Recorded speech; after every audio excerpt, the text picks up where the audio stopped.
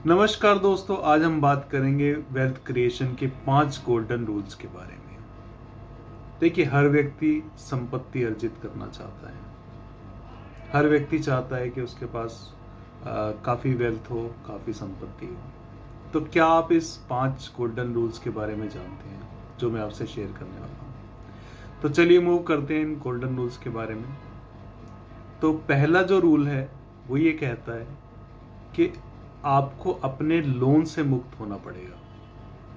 अगर आप wealth create करना चाहते हैं तो जो जो भी आपने लोन है, देखिए कई तरीके के लोन चल रहे होते हैं व्यक्ति के ऊपर। होम लोन है, पर्सनल लोन है, क्रेडिट कार्ड पे लोन है, या फिर आपने कोई लग्जरी आइटम खरीदी है उसके ऊपर लोन है, फ़ोन के लिए ईएमआई बांधी हुई है। तो इतने तरीके के लोन जो है व्यक्ति के ऊपर चल रहे होते हैं। तो इससे मुक्त होना ये सबसे ज़रूरी है आपको अगर वेल्थ क्रिएट करनी है तो। और इसके अंदर भी ये कहा जाता है कि जिस भी लोन के ऊपर आपके पास हाईएस्ट इंटरेस्ट रेट लग रहा है, आपके ऊपर लग रहा है, उस लोन को आप सबसे पहले खत्म करने की कोशिश करें।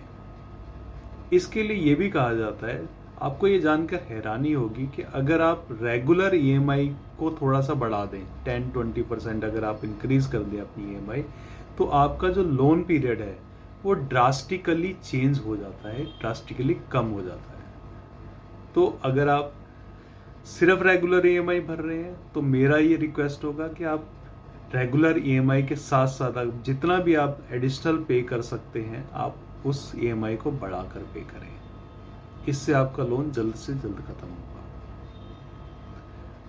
नंबर 2 जो रूल है वो ये कहता है कि आप इन्वेस्ट करें। अब देखिए, इन्वेस्टमेंट लोग जो है जनरली समझ लेते हैं कि केवल जो है वो प्रॉपर्टी खरीदना या बड़े बड़े कोई इन्वेस्टमेंट करना वही एक इन्वेस्टमेंट है, लेकिन ऐसा नहीं होता।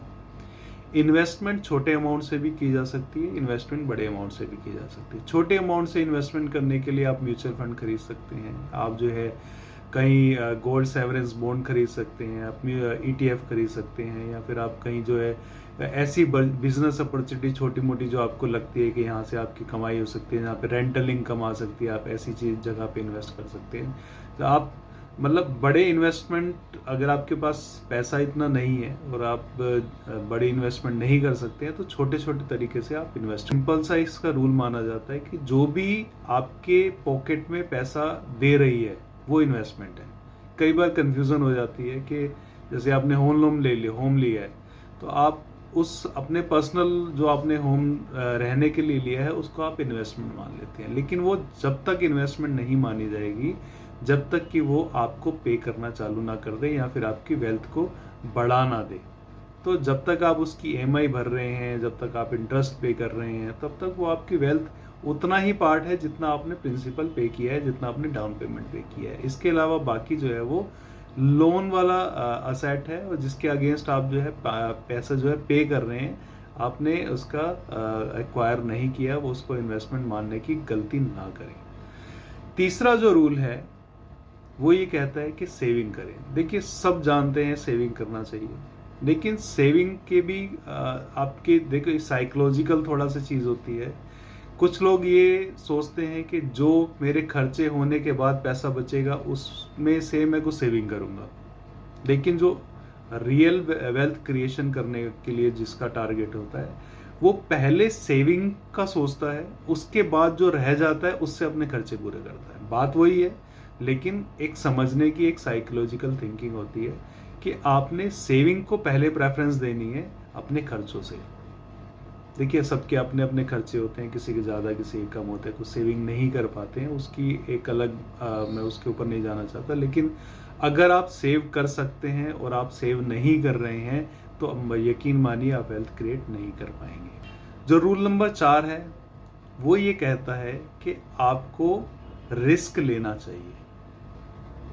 देखिए, बिना रिस्क के वेल्थ क्रिएट आप मतलब कर तो लेंगे, लेकिन आप इतनी जल्दी से नहीं कर पाएंगे, इतनी ज़्यादा नहीं कर पाएंगे जितनी की होनी चाहिए और जितनी जल्दी होनी चाहिए। देखिए, वेल्थ क्रिएशन के लिए रिस्क लेना, रिस्क देखिए मतलब आप कैलकुलेटेड रिस्क लीजिए। आप जैसे आप मतलब छोटे छोटे आप बड़े, जैसे मैंने कहा था इन्वेस्टमेंट करें, आप छोटे छोटे इन्वेस्टमेंट करें और रिस्क लें। अगर आपके पास कोई बिजनेस अपॉर्चुनिटी आती है या किसी आप फ्रेंड के साथ मिलकर कोई आप प्रॉपर्टी या कोई ऐसी चीज़ खरीद रहे हैं जिससे कि आपको बेनिफिट हो सके, आप कहीं पे आपको कुछ ऐसा लगता है कि यार ये वाला शेयर खरीद लेता हूँ, ये अब जो मार्केट जो है मतलब इस इंडस्ट्री का जो है फ्यूचर बहुत अच्छा है, तो ऐसी जगह पे आप छोटा छोटा इन्वेस्ट करें और वहाँ पर रिस्क लें। और रिस्क लेने से ही आपको जो है कई बार ऐसा होता है कि जैसे आप 5 जगह आपने इन्वेस्ट किया, उसमें से 4 आपकी फ्लॉप हो गई, लेकिन एक आपकी अगर अच्छी चल गई तो वो 4 के जो लॉस हुआ है उसको भी रिकवर कर देगी, आपकी वेल्थ भी क्रिएट कर देगी। तो ये माना जाता है कि रिस्क लेना भी जरूरी है। देखिए, वेल्थ क्रिएशन का 5वां जो रूल है वो ये कहता है कि आप लर्निंग करें। आप लर्निंग से कभी छूटे ना। आप कुछ ना कुछ जो है वो स्किल्स को डेवलप करें। आप जो है इन्वेस्टमेंट से रिलेटेड बुक्स पढ़ें, आप जो है कुछ ऐसी नॉलेज गेन करें जिससे कि आपके जो है इनकम जनरेट हो सके, या फिर आप किसी एक पर्टिकुलर फील्ड से रिलेटेड हैं तो उस पर्टिकुलर फील्ड से रिलेटेड नई से नई जानकारियाँ उसको प्राप्त करें, उसको नॉलेज गेन करें और उसको इम्प्लीमेंट करके पैसा जनरेट करने की कोशिश करें। क्योंकि नॉलेज के बेस पे आप कुछ ऐसे डिसीजन ले पाएंगे जिससे कि वेल्थ क्रिएशन बहुत जल्दी से होगा। तो ये 5 गोल्डन रूल्स अगर आप अपनाते हैं तो यकीन मानिए कुछ ही समय के अंदर आप अपना देखेंगे कि आपका जो करंट का जो लेवल है वेल्थ का, और 5 साल 10 साल के बाद आपका जो वेल्थ का क्रिएशन का जो लेवल होगा वो एक डिफरेंट लेवल होगा। आप बहुत ज़्यादा संपत्ति अर्जित कर पाएंगे अगर आप इन 5 रूल को ध्यान में रख के इनको फॉलो करेंगे। तो आपको ये वीडियो कैसी लगी कमेंट करके बताएं, शेयर करें और लाइक करें, साथ में चैनल को भी सब्सक्राइब करें। Thank you so much for joining this video. Thank you so much.